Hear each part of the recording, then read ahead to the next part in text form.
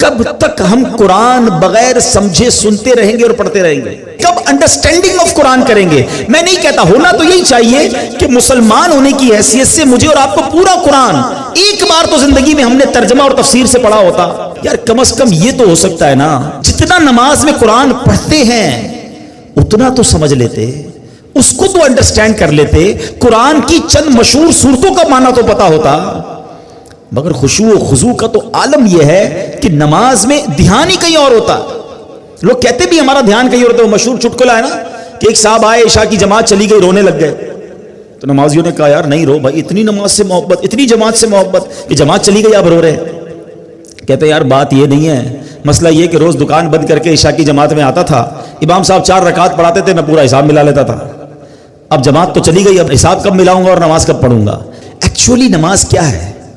اللہ کی بارگاہ میں حاضری ہے۔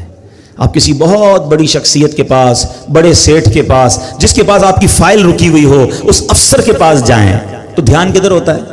بالکل اس کی طرف فوکس، ہاتھ بندھے ہوئے، سر میرا چھوٹا سا کام، پلیز سائن کر، اتنی اس سے لجاجت، اس کی طرف فوکس۔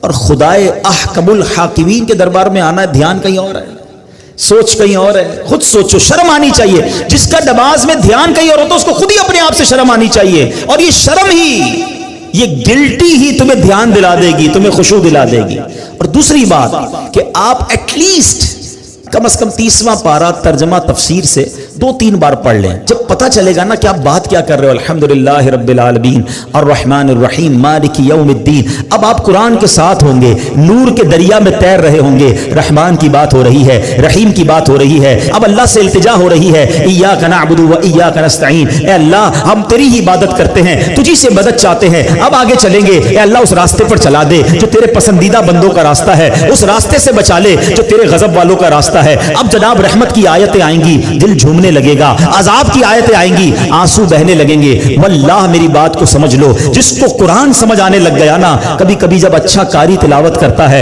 امام صاحب تلاوت کرتے ہیں نا، جن کو قرآن سمجھ آ رہا ہوتا ہے نا، وہ کہتے ہیں امام صاحب رکوع میں نہ جائیں، اور تلاوت کریں، اللہ کی اور باتیں سنائیں، ہمیں اور قرآن کی باتیں سنائیں، کیونکہ قرآن کے ساتھ وہ اٹیچ ہو جاتے ہیں۔ لیکن جس کو انڈرسٹینڈنگ ہی نہیں ہے اس کو کیا فائدہ ہوگا؟ پلیز قرآن سے ایسی دوستی کرو۔ اور میں آپ کو کوئی بہت بڑا کام نہیں بتا رہا، کم از کم 30واں پارہ ترجمہ تفسیر، اب تو صراط الجنان آ گئی ہے، حاصل کر لے، پڑھ لیں، آپ کی زندگی بدل جائے گی۔ واللہ